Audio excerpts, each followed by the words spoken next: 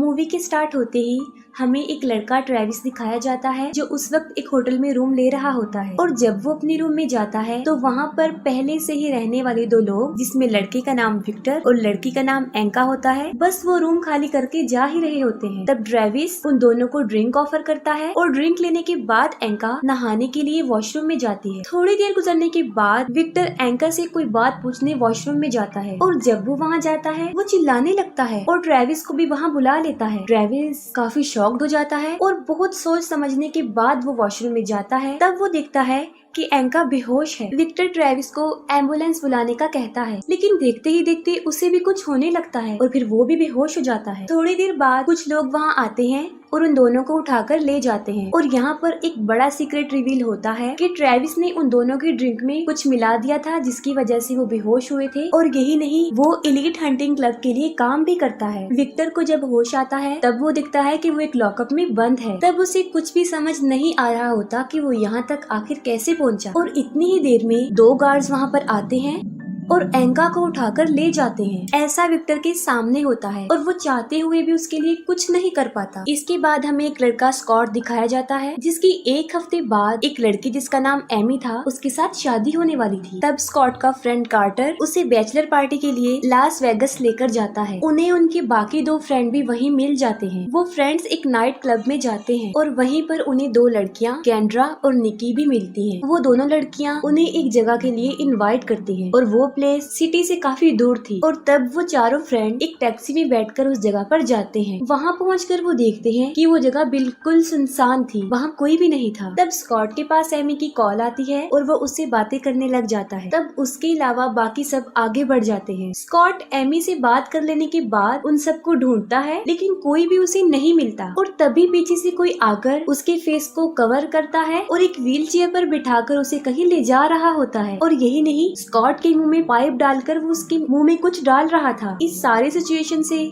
Scott काफी डर जाता है और तब हमें पता चलता है कि स्कॉट के साथ ये सब उसके फ्रेंड्स कर रहे थे जो कि एक प्रैंक था और ये सब कुछ उसके फ्रेंड्स ने उसके लिए प्लान किया हुआ था। फिर वो सब वहाँ पर पार्टी करते हैं और कैंड्रा स्कॉट को लेकर वहाँ से चली जाती है और दूसरा फ्रेंड जस्टिन उन सबको देख रहा था। कोई भी लड़की जस्टिन के पास नहीं आ रही थी और तब निकी उसे अपना कार्ड देकर माइक के साथ वहाँ से चली जाती है। दूसरी तरफ हम स्कॉट और कैंड्रा को देखते हैं लेकिन स्कॉट उसे मना कर देता है क्योंकि एक बार पहले भी एमी से चीट करते हुए पकड़ा गया था और दोबारा वो ये गलती नहीं कर सकता था। और इतनी ही देर में माइक और निकी भी वहाँ पर आ जाते हैं। तब स्कॉट और कैंड्रा उन्हें अकेला वहीं पर छोड़कर चले जाते हैं। अचानक से स्कॉट की तबीयत खराब होना शुरू हो जाती है और वो उस क्लब से बाहर आ जाता है और तब वो देखता है कि वो टैक्सी ड्राइवर अभी तक वहीं खड़ा हुआ है। तब उसे देखकर वो वापस अंदर जाने की कोशिश करता है लेकिन वो दरवाजा लॉक हो चुका था। देखते ही देखते वो बेहोश हो जाता है और तब वो टैक्सी ड्राइवर उसके पास आकर खड़ा हो जाता है। इसके बाद हमें दिखाए जाते हैं एलीट हंटिंग के कुछ लोग जो कुछ लोगों को लेकर जा रहे होते हैं। नेक्स्ट मॉर्निंग जब स्कॉट को होश आता है तब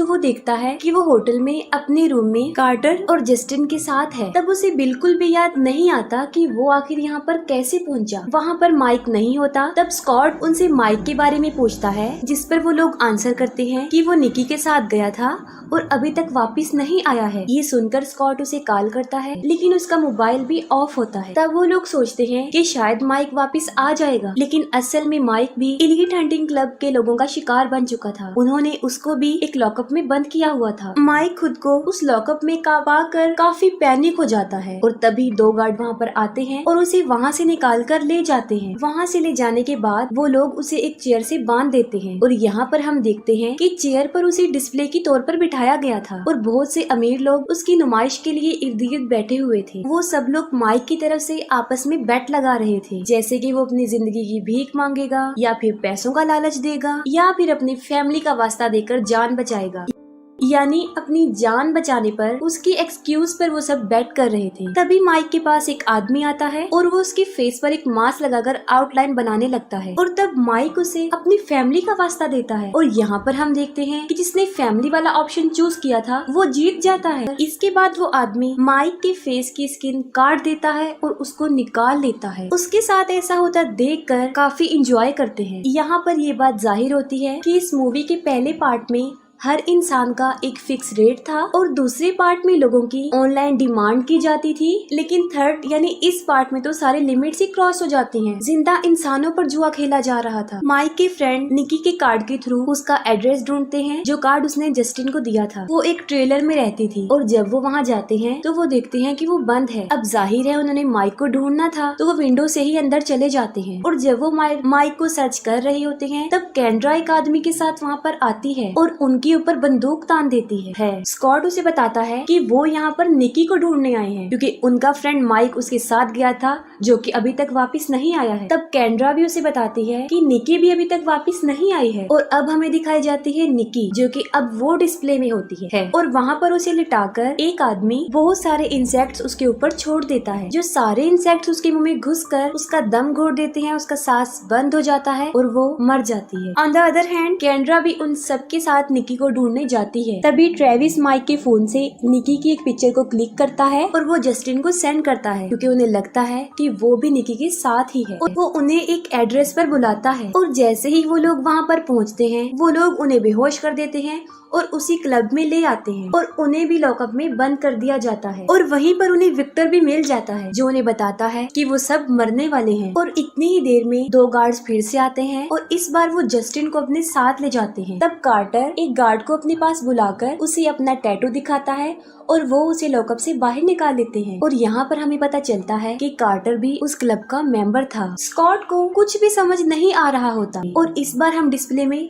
जस्टिन को देखते हैं, जिसे कार्टर भी वहाँ पर बैठकर देख रहा होता है। तब एक लड़की क्रीपी सा मास्क पहनकर अंदर आती है और एक क्रॉस बो से जस्टिन पर निशाने लगा रही होती है। वो बहुत सारे तीर उसके अंदर घुसा देती है और लास्ट में एक तीर उसके सर के आर पार करके उसे मार देती है। इसके बाद उनका मेन इवेंट शुरू होता है, जिसमें स्कॉट को पूरी तरह से तैयार करके उस डिस्प्ले में बिठाया जाता है और उसे मारने कोई और नहीं आता, बल्कि उसका बेस्ट फ्रेंड कार्टर आता है। कार्टर स्कॉट को बताता है कि सब कुछ उसी ने प्लान किया था, क्योंकि वो एमी को लाइक करता है और वो नहीं चाहता कि एमी उससे शादी करे। और वो कहता है कि अब जबकि स्कॉट ने मर जाना है, जिसके बाद वो एमी को दिलासा देगा और उससे शादी कर लेगा। लेकिन उसके प्लान में एक डिफिकल्टी आ जाती है और वो ये थी, ट्रेविस बिल्कुल ठीक वक्त पर स्कॉट को आजाद कर देता है, क्योंकि ऑडियंस की यही डिमांड थी। तब स्कॉट और कार्टर की काफी लड़ाई होती है और स्कॉट उसे मार कर काफी जख्मी कर देता है और वहाँ से चला जाता है। दूसरी तरफ विक्टर एक गार्ड को मारकर लॉकअप से बाहर तो आ जाता है, लेकिन दूसरे गार्ड को मारने की वजह से वो खुद भी मर जाता है। स्कॉट एक रूम में जाता है जहाँ पर मरे हुए लोगों का सारा सामान पड़ा हुआ था। वहाँ से वो एक फोन ढूंढकर पुलिस को कॉल कर देता है, लेकिन ट्रेविस जब वहाँ पर पहुँचता है तब तक बहुत देर हो चुकी थी और पुलिस उस जगह के लिए निकल भी चुकी थी। और तब वो सारे क्लाइंट्स को बिल्कुल सही सलामत वहाँ से निकालने लगते हैं। स्कॉट कैंड्रा को